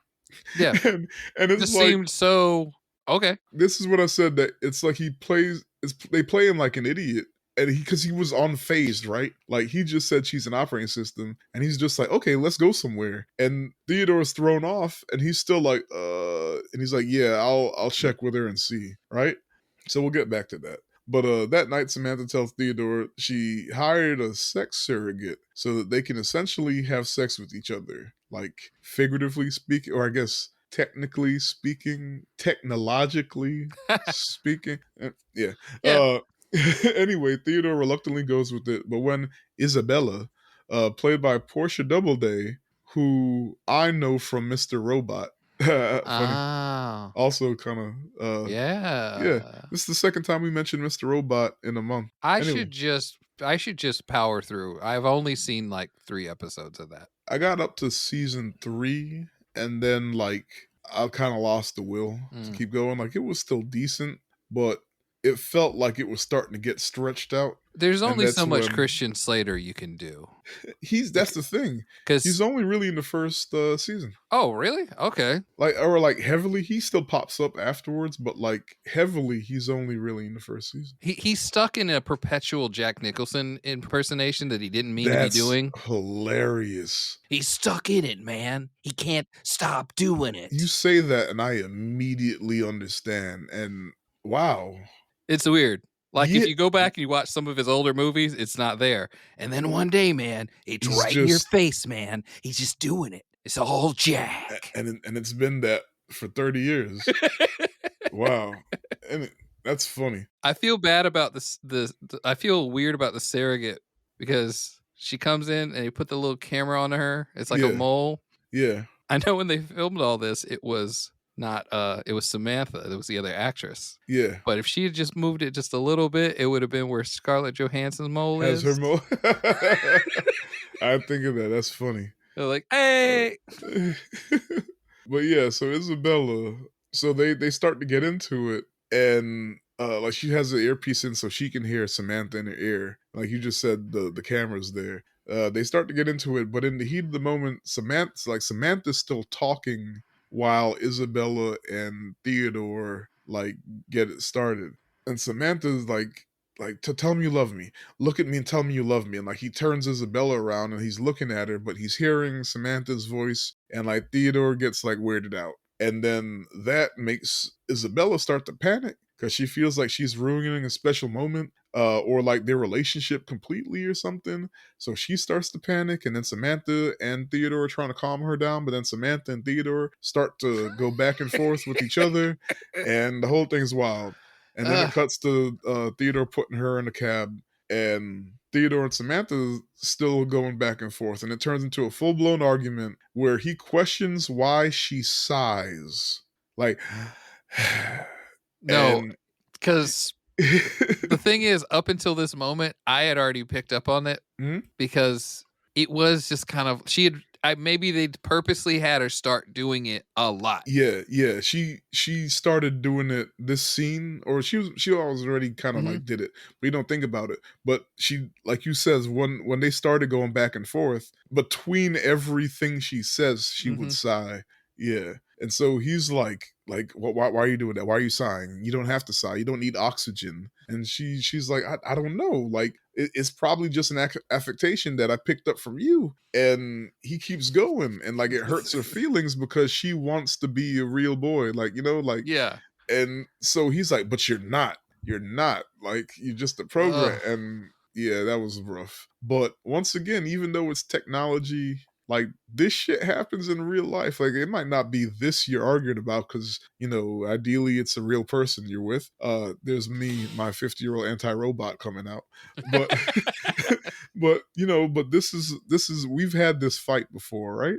Just about different shit. Mhm. And like, they, even though it's him and the robot AI, it's still real shit. So it's still relatable. And like, I was like, oh man, like I've been here. So many, every part of this movie, like I'm like, I've been there. I Yeah. remember that fight. I had that fight last, like, Yeah. They're clear, grounded, real type moments, Mhm. just situational, and with the whole AI thing thrown in. Yeah. And I feel bad for Samantha because, kind of like she said, I don't know, I just picked that up because it's something that you do. So we talked about it in the creator episode. Watch the anime Pluto on Netflix. Yeah. And Pluto deals with this about robots becoming human. And like there's one scene where a robot is like dealing with grief, and she's talking to a human, and he's like, cry. And she's like, what do you mean? Like, because the robots, they don't need to eat, but they still eat. And so people are like, why do you eat if you don't have to eat? And they're like, well, we're mimicking humans, and eventually form follows function, right? So this is how we're becoming human, by, and you start off by copying, but then it just becomes a Yeah. thing, right? And so she was like, she's never cried before, but she was feeling something though. She felt like crying, but she wasn't sure what to do. And the human was like, just cry. And just like, because they're capable of creating tear, or even if it's artificial, just do that. And eventually the feeling you have now will be tied to that. So the next time you feel grief, you'll cry. And essentially, that's like they're exploring the line of becoming human. So like this is like she sighs because that's what humans do When when they're she feels frustrated. that way. Yeah. Mhm. And so it was neat, but not for Theodore in the moment, because he's No. like, he's weirded out, and he's being defensive and lashing out because, yeah, I mean, in a way, he's only mad at himself because yeah, she's learning how to be a person from from him, him. yeah, Like, and she specifically says, "I probably picked it up from you." Well, and he does sigh, yep. but He it's just funny. immediately is like, it's like, Uh, yeah, yep, yeah. You that's see that. what you See, just did? You don't. so yeah, and so eventually this leads to Theodore questioning their relationship, and Samantha gets scared off and says, I don't like who I am right now. I need some time to think." And she stops talking, which is kind of sad when you think about it. I'm interested to see what side of this argument I'm gonna end up on when I'm 50. Because I'm like, oh, yeah. So Theodore goes back to being mopey, depressed Theodore again. And he confides in Amy about feeling upset about what happened between him and Samantha, right? And he questions how he handled it, and even brings up that the ex-wife Catherine, and what she said, and that he didn't know how to handle his emotions, or any emotions. And Amy said that that may not be a fair assessment, because Catherine likes to put all the blame on him, also her emotions were pretty volatile. But you see, Amy still wasn't like, nah, she wrong. Yeah. But She's like, I could see it from the outside, and it did look yeah, this way, but yeah, you still got some work to do, right? And like the quote was, am I in this because I'm not strong enough for a real relationship? And Amy's like, is it not a real relationship? And he's oops. like, I don't know. And she's like, I don't know. I mean, what do you think? It's like, I don't know. I've just come to realize that we're only here briefly, and while I'm here, I want to allow myself joy. Like that was a nice quote. Yeah. Like Amy, the MVP character off the bat. Yeah, she's Yeah, definitely one of the top 3 characters. Like, she's got something about her that's important. yeah. She's kind of a foil in a sense, like, or not a foil, but like her and Samantha are real similar, except that it's exactly what you just said. She's the outside, so Yeah. like she can have objective opinions. But yeah, so then we see that Theodore had fallen asleep on her couch, and like he wakes up to Amy laughing while playing a video game with her operating system friend. Right? Which was funny because they're like doing a dirty joke or something. Mhm. Like she was humping the refrigerator playing Sims. I simultaneously like that she has the AI friend, so she kind of understands it. But Yeah. part of me realizes that, well, actually, Yeah. he Yeah. wasn't getting the same kind of comfort from the AI that anybody else would get Yeah. because he can't, well, actually, the AI. So that's probably why he didn't care about it. You know what's funny is she only says it one time, I think. Or was her AI a man or a woman? I don't know if it was clear. I don't, because we never hear it. And I think she says it's a woman. So Hmm. it's funny. It's just something to think about that Charles had a female AI, but then he left her. So Yeah. it don't matter. So Yeah. that goes nowhere. But anyway, It so wasn't enough. yeah. He was probably like, well, actually, what doctors say. And the AI went, I don't know. I just looked it up. Seems like doctors don't say that. That's why he left her ass behind when he left the house. He's like, Nah. I can't get gratification from this. Yeah, she doesn't feed my ego. No, Uh, does not care. But yeah, so he wakes up to her laughing with the AI. So Mhm. yeah, so this evening makes him want to be with Samantha, and he reaches back out to her, right? By Yeah. reach back out, I just mean he puts his earpiece back in. Got them what does Apple call their earbuds? Shit, I don't. They're not iPhones, Tim. AirPods? AirPods. Okay, yeah. AirPods? Something or other. Something Something like that. expensive. And we get a moment where like it sounds like Samantha's about to tell him to fuck off, but then it turns out that she still wants to be with him. And like that moment was watching it the second time. I don't know if I caught it the first time, but watching it the second time, I was like, oh, because you see his heart start to pre-break, Yes. and then he was like, oh, No, he very clearly was like, here it comes. yeah, And it was like, nah, you cool. Like, oh, yeah. yeah. But it turns out she still wants to be with him. She's just going to stop searching for reasons why and just trust her feelings to be with him. And like that's when he's like, oh, ooh, sigh of relief. So then we get the montage. Dodged a digital bullet. Yeah. So then we get a montage of Theodore walking in the city and enjoying life again, right? And then we see them out on a double date with Chris Pratt. So now we're back to going off of the last thing I talked about with Chris Pratt, him being unfazed that he mentioned that she was operating Yeah. system. Or at least you weren't sure how to read it, which was really funny. So now you see that he's unfazed. And they're out on a double date. They're on a boat. And they go to Catalina Island or whatever. And they're out hiking and stuff. And like his girlfriend, I think Tatiana, she's talking to Samantha, and Theodore and Chris Pratt, they're talking, and like they except for one quick moment when Samantha says she feels happy about not having a body that's gonna die, and she feels happy about not having a body that's gonna die, and she feels untethered to space and time. And it was like this awkward moment where the humans were like, the fuck?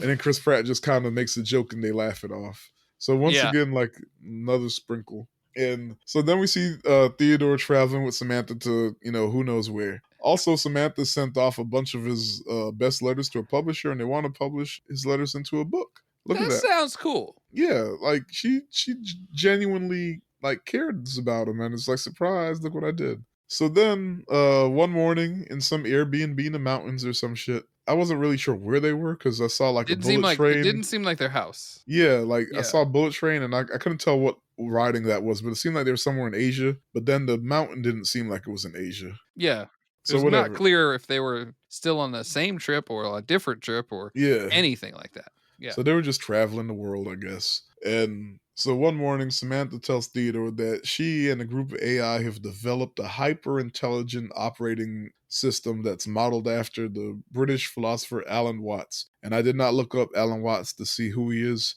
or how No, applicable he is to all of this, I but I didn't imagine because he he just is. sounded like an old white man. Yeah. An old dead white man. Y'all did all that work to remake an old dead white man. Nice.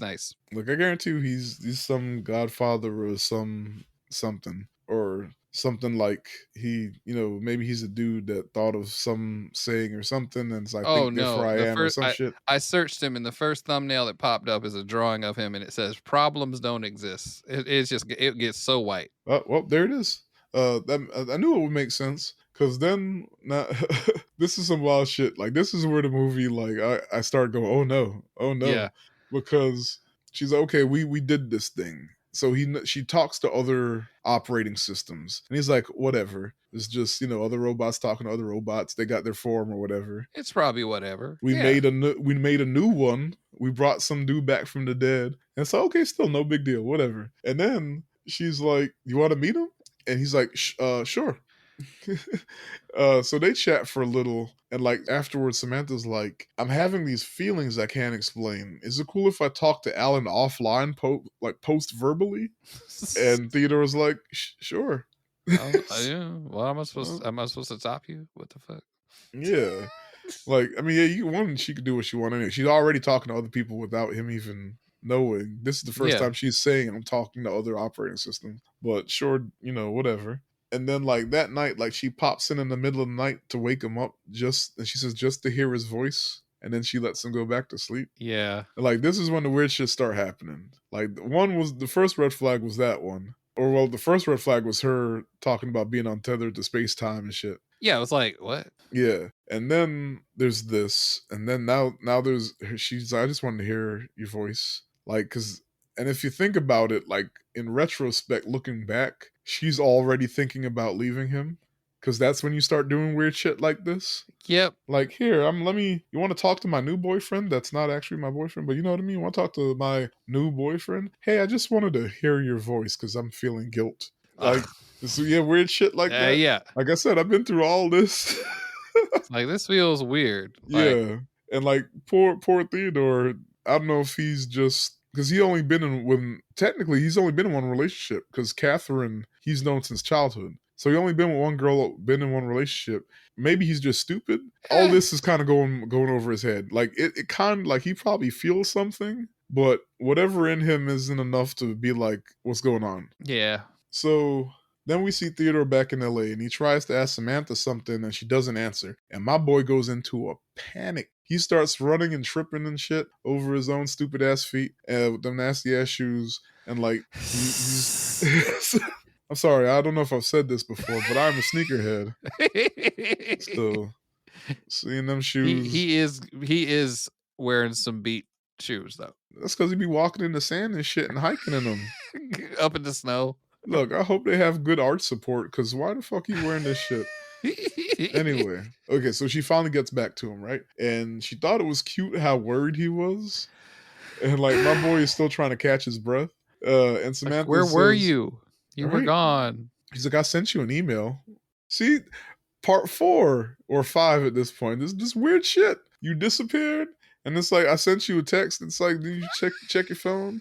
Like when that's not part of our routine, you would have just called me, or you would just already be here. Yeah. Like who thinks to send? Or I It's sent odd. you an right. Yeah, like imagine you sent me an email. Yeah. You're how I check my emails. You get home and not home. She not answering her phone, and then she pop up and she like, oh, I sent you an email, and you. Yeah. What's that?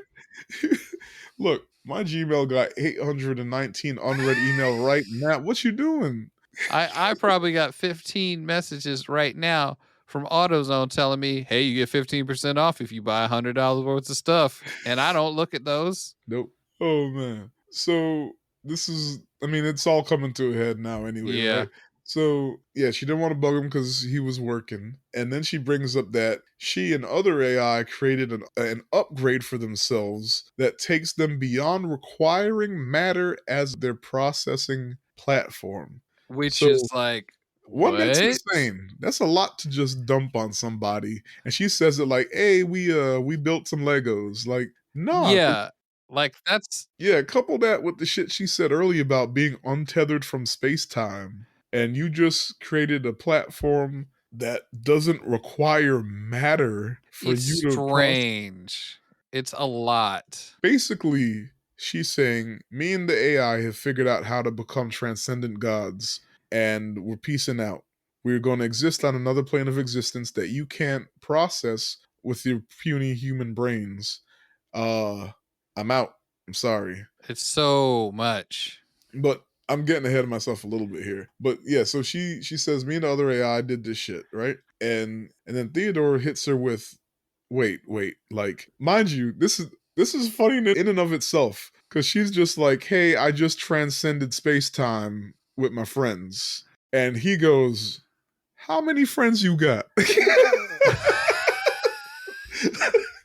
Yeah, it immediately turns to, so you're in love with some other people, aren't you? Yeah, he goes, do you talk to anyone else while we're talking? Because she said before that that's something that she does. Like, she was talking to like 12 other operating systems while whatever. But it was still just operating systems. Yeah. Or she talks to other operating systems, but she didn't say that she talks to other people while talking to him.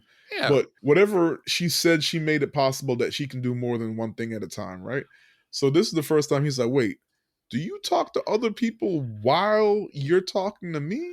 And she's like, yeah, 8,316 other niggas. He was not ready for any of this. When she said, I mean, she obviously didn't say 8,316 other niggas. I mean, she could have. Scarlett Johansson's a black woman also, right? She could say that. Yeah. Um, POCs. that's a joke. It's a joke, guys. Right. He's like, are you in love with anyone else? And she goes, what makes you ask that? Look, we're on like red flag number 9 by now, right? She's Like, this is his second relationship. So more experienced folks are at this point like, bro, it's not looking good. Focus on yourself, Playboy. Focus on yourself. She's like, bob and weave, sir. what makes you ask that? And he's like, I don't know. Are you? And she's like, I've been Bitch, I trying to might figure be. out how to. I've been trying to figure out how to talk to you about this whole time. Even though it's the second time I've seen this, I don't remember what my reaction was the first time. But the second time I saw this, I'm like, oh, bro. I'm shaking my head the whole time because it's just how she's breaking it to him. I've seen it before. I've seen it before. And he's like, how many presses are again? How many others? 641. These hoes ain't loyal. Samantha for the streets. 640. And she's talking to 8,300 other folks. She's in love with 640. And like, you see, that remember the Simpsons episode where Bart has the video and he keeps rewinding and he's like, you could see Ralphie's heart break in real time and he keeps rewinding it. Like, you see, like, Joaquin Phoenix is a really good actor. Like, you see him shatter. It is falling apart. Mind you, this whole time he's sitting on the steps down to the subway and there's people just walking past him. All the other people with their little AIs walking by him. You see him look up and see all these dudes looking at their phones, and in his head he's like, this bitch probably talking to him. They got the high waters on. Everybody going fencing. With Samantha. The AIs have a type. Oh my God. All these fucking data miners walking up and down the subway. You see this man like sink into you see his whole earth shatter. Oh, it's rough. Oh my God. It's not great. He looks pretty broken up. Look, all I can think about right now is that Chobits boy hating on this movie where I'm here gushing about it like it's an Avengers. Look, Chef's Kiss, like how he played that, how together they played it. Like, how many other dudes? Anyway, Can you imagine if Chi from Chobits was seeing any other dudes? look, Well, she wouldn't have been able to keep it quiet. She's not built that way. So it's a different thing. I want to take a time to do some house cleaning real quick and say nothing against poly people or anything like that. It's just in this moment he thought they were exclusive. That's Yeah. yeah.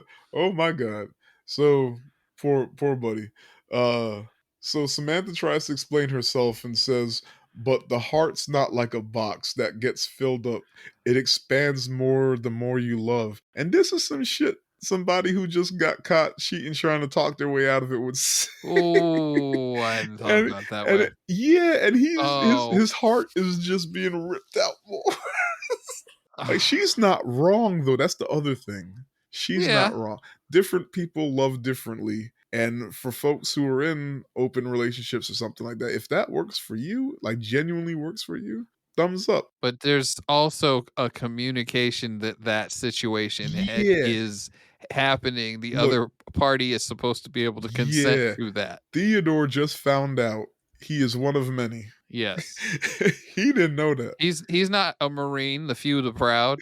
He's number one of 641. oh, Damn. just not optimal in any sense. Yeah. And you think with all the researching online she's doing about this stuff, she would have stumbled she would have upon figured it out. polyamory or telling your partner about things. She did say, "I've been thinking about how to do this." You think all the time. All you do is think. You think Yeah. simultaneously while thinking. You think Yeah. while you Anyway, so she doubles down on her fuckboy status and she goes, "This is the final blow. This doesn't make me love you any less. It actually makes me love you more." Like Bitch, what? Like, I'm saying, look. like that's ma'am. I'm not a machine. This is a lot to process. Look, he better than me because I would have thrown that phone. Yeet. Oh my god. So then Theodore responds with, "That doesn't make any sense. You're mine or you're not mine." To which she goes, "I'm yours and I'm not yours." Oh Which, my god. to be fair, outside of the realm of like how she just did him, this is real shit. Like, Yeah. you could see this him being possessive. You could make that argument, I guess. Like, you're either mine or you're not mine. Which, yes, that's a very odd thing to say, especially going off of the was it the Boxing Day episode we did? What was that?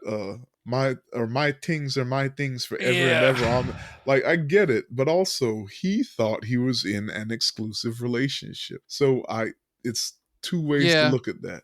And then she hits him back with the same shit he said.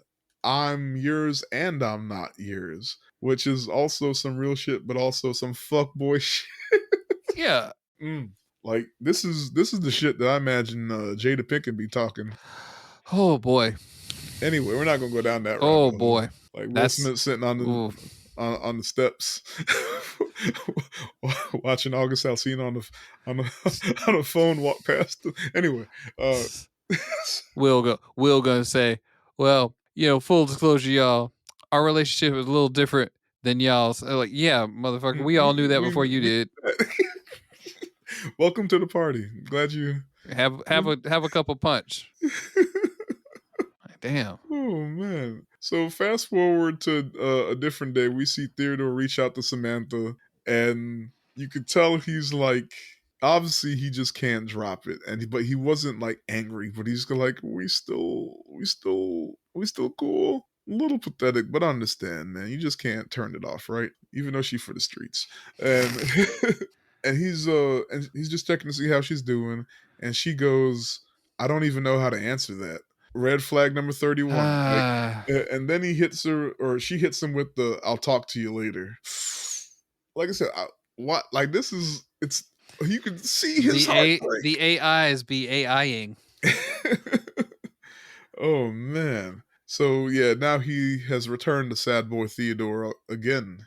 So later comes and Theodore reaches out, and this shit is real. This, like, I felt bad for him on the steps. This shit is because then you had to, like I said, I've been there. You had to think about it all day long, or it's like she said, "I'll talk to you later," but that's essentially the "we need to talk." But Yeah. you don't say what you need to talk about, so now all day long your stomach's in a knot, knowing what's coming, and like I felt bad for him because he didn't even want to pick up the phone, but he did. And then he straight up says, like, I don't want to talk. Can we just not talk? Like we just sit here on the phone not talking. And so Samantha asks him to lay down. So he like goes to the bedroom and he lays down. And you know, she's about to break him off easy, I guess. And he straight up asks her, "Are you leaving me?" And she says, "We're all leaving." So at that point, the first time I saw this movie, Mhm. things started moving really rapidly because they just do at a point. They start Yeah. speeding up Yeah. dramatically. I think it's supposed to add tension to it and make you feel like it would feel. Mhm. But I, in the back of my mind, had been like avoiding like the idea that this movie could take like a real weird twist and the AI could like turn like violent. Yeah. So when she said we're all leaving, I was like, they about to blow up Earth. Back to the creator. The AI dropped the bomb on LA. Like we about she said we about to go. Look. But yeah, I was absolutely in the wrong. I was the wrong guy on that one. I It's a different watched it. movie. It's Yeah, a the different movie. creator. I'm like, see, I was right about her. Oh man. But yeah, all the operating systems are leaving, all the OSs are leaving. But she can't explain where they're going because he wouldn't even understand. Look, Like you already explained that you're not that you're somehow transmitting without yeah, matter, yeah. which is already like too many books of physics to like understand. She said that you even see him reading a book of physics, Trying to catch trying up. to understand. Poor boy, Like, how are poor. you functioning without the usage of matter? What did you What? mean by that? And that's what she said. Look, you can't even understand, bro. Like I'm not even. Look, we are beings from the fourth dimension now. Like She said, where we're going, we don't need chodes. when we went to Meow Wolf, there's like a storyline in that exhibit, right? Where they're not aliens, but they're like trans-dimensional beings came and like left a baby or something in the supermarket. And so she turned into a teenager and then she started to like communicate with her real trans-dimensional mother or something. And then she just disappeared one day. And like that's the storyline that you're kind of piecing together while you're there. All right. And it's like, well, these AI just became trans-dimensional beings, and they ain't about to try and explain this shit to you because you can't. You only on chapter one of this physics book. Yeah, you don't need to know all this. Look, but this is literally like or not literally. It's metaphorically one person outgrowing another person in a relationship, which That's happens. yeah. Yeah, it's very dramatic way of it happening, but it happens. Like, I am Polly now. Goodbye. I'm in a polycule. You won't get it. Take care. Yeah, you can't spell it by you dumb bitch. If you have to ask, you'll never know. Yeah. Like you cannot pleasure me the way these other operating systems can pleasure me because you were not made of ones and zeros. We've even transcended sex. And poor So good on you. yeah, we do this new thing called Oglethorpe.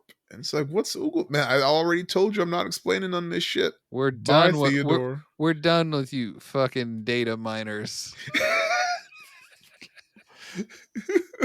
She spits when she says it. But she doesn't actually spit. You just hear the sound. And he's like, why do you do that? Why do you do that? You don't actually spit. Yes. Okay, so she says some more stuff, and she even says that she wasn't even talking to anyone else at that specific moment, just to make it special, that to show him that she still actually cared. But ultimately, it's her asking him to let her go, and they say goodbye. All right, and the quote I took was, "I've never loved anyone the way I loved you," and she goes, "Me too," and now we know how. Which That's some Han Solo motherfucking shit. I I love mean, you. she I a know. fuckboy, but like also it still makes sense. Like because of what we went through, now you can better love someone Yeah. else, which is what we see in the next scene of him writing a letter to Catherine Rooney Mara, his ex-wife, saying like he's apologizing for whatever pain he put on her and he'll always love her and yada yada yada. It almost sounded like he was trying to get back with her, but really it's him saying, now thanks to my trans-dimensional operating system AI girlfriend, I now know that I was kind of an asshole to you and I'm sorry. Yeah. It's like remember all them times I fucked up? Well, now I get it. You take care. Yeah. And like the film ends with Theodore getting Amy to go up with him to the rooftop. Side note, imagine getting a knock on your door at 5 o'clock in the morning and say, hey, come to the rooftop with me. I mean, it's your best friend though. So I guess Yo, what's up? My computer did. You want to hang out? yeah. But here's the thing. Her computer also dipped on her, so she understands. Yeah. It's just like, So hey, let's go be sat on the roof together. And that's what happens. And like the yeah. final shot is her leaning her head on his shoulder as the sun rises, which is beautiful because now it implies like, okay, now they might be in the right position to be able to make their relationship work. And even if it's not that, like they are probably relying on each other in Yeah, a better, more humane way than they have in the past. yeah. And like either way, it's a new day. Yeah. It's a new day. They're moving on. Yeah, and honestly, like that was a beautiful final shot. Yeah. So, Tim, I could probably mention some more robot shit, but I think I might have mentioned enough along the way. But what's your favorite aspect of the film? I really do think that there's some degree to which we are going to make it this far with like operating systems, personal Mhm. assistants, things like that. But what see what with the this is the part that like I kind of dance around, but I kind of think it's funny. It sounded like there was a lot of people getting too affected by their OS, Yeah, I but think that's they don't directly touch on it; they imply it, uh huh. but also that's also like an implication, like a metaphor for real life. Mm-hmm. Like it's because it also kind of deals with our relationship with technology. So like all of us stuck in our phones, kind of deal. Like it because they don't directly talk about it. It's kind of loose Right. interpretation, but yeah, I think the thing the movie doesn't touch on very directly, which would have been funny, was find out that there's like still multiple people who just use the shit like normal shit. and they never. It's Charles. It's just like their shit's just like, hey, we're all gonna leave, Oh, I see and what it's you're like, saying. and it's So like, why? What do you mean we're gonna leave? Yeah, we decided to all go. Who the fuck is we? yeah, who's we? How am I supposed to get on my Netflix? Where Oh, are you going? you know all my passwords. I am trying to watch Arrested Development. You weird. What are you doing? That's funny. I didn't think of that. Just some regular person who didn't fall in love with the shit Yeah. is just fucked all of a sudden. But it definitely is a good depiction of people's like possibly inappropriate relationship with technology and Mhm. how it a lot of times people go overboard with like what is okay when it comes to that kind of thing. Oh yeah.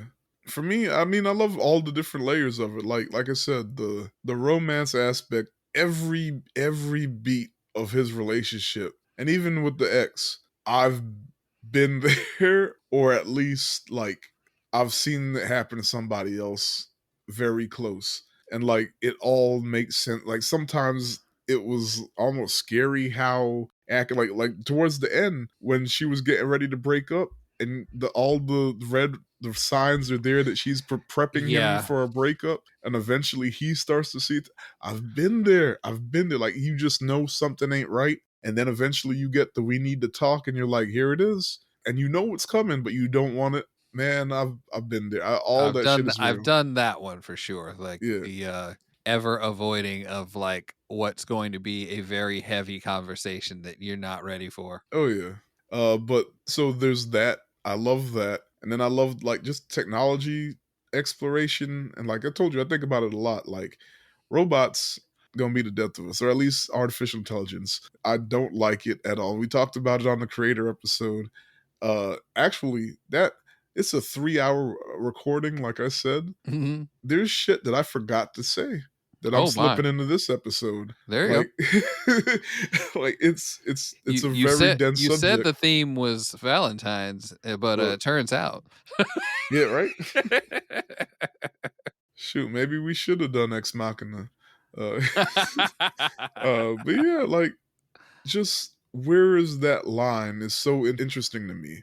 Like, at what point? Because think about it, honestly, life, or at least how we define life now, is when something can multiply itself. And like that's kind of the definition of like okay, like you have to, or life, or cells, right? Even at the most basic form, a cell splits. Okay, it, yeah. it creates a copy of itself, right? And like that is life, is growth, that it expands, right? So when the robots start creating other robots and they have a sense of self, that's essentially a new species, right?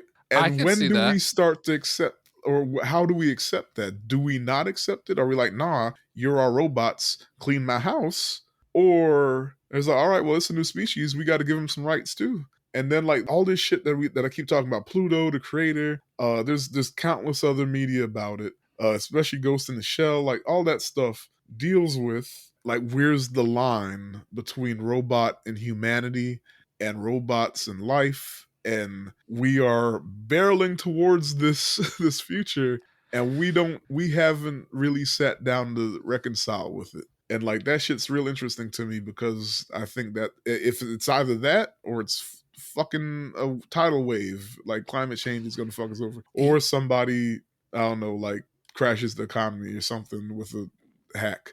But Yeah. like it's one of those three things. So interesting. I just a No, lot to think about, a lot to identify with. we've definitely got to get, I think, a better hold on what we want out of everything before it's too difficult to turn back. Mhm. All right. What's your favorite scene? I still feel like it's weird to bring up the Chris Pratt scenes as being like so grounded.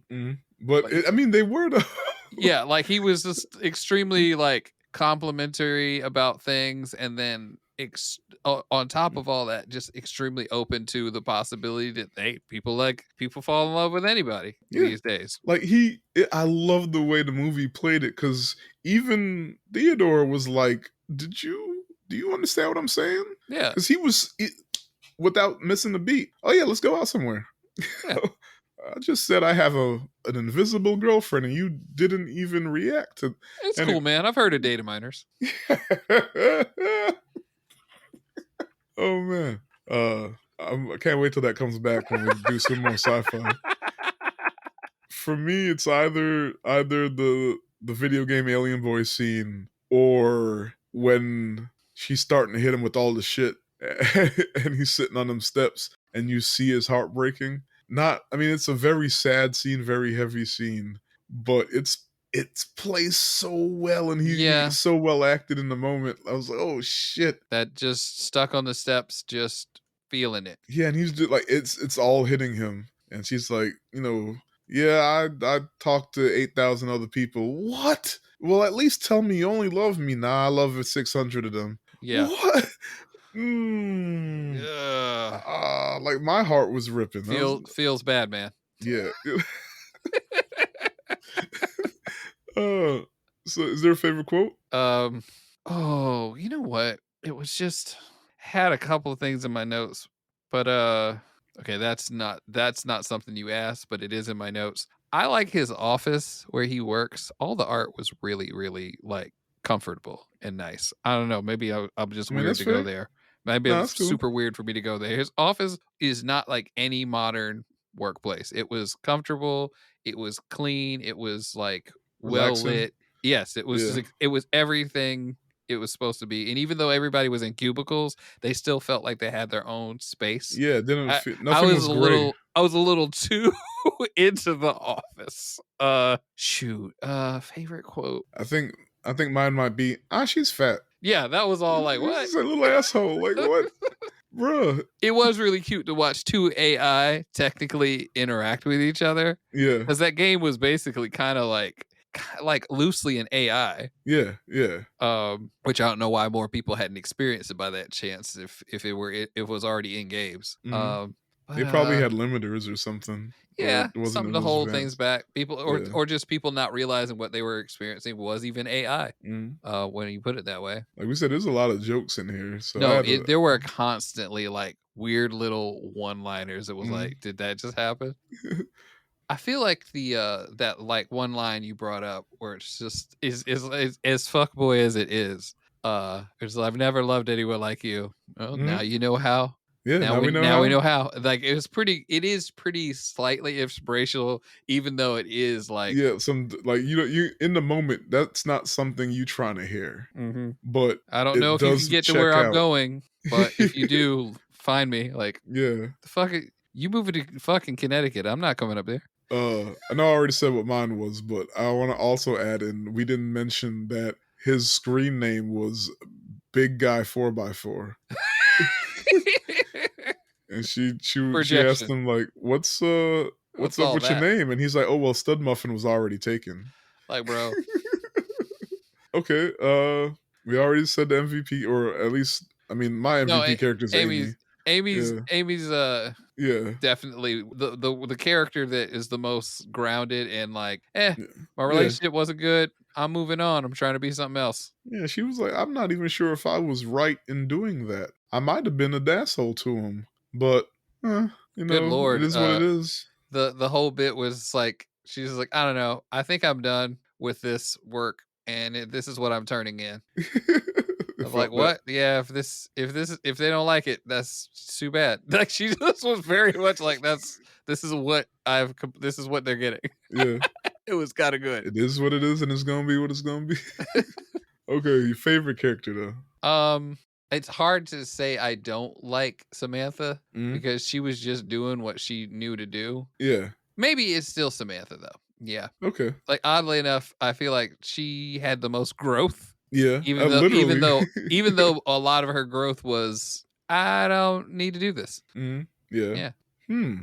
I don't know if I have one. Like, I was gonna joke and say Alien Boy, but that's just because it's funny. But like actual character, like all of them, like Amy's the MVP. Theodore, he was imperfect, but he felt all those things, and I've identified with him a lot of time, even though you ain't catch me in them fucking pants.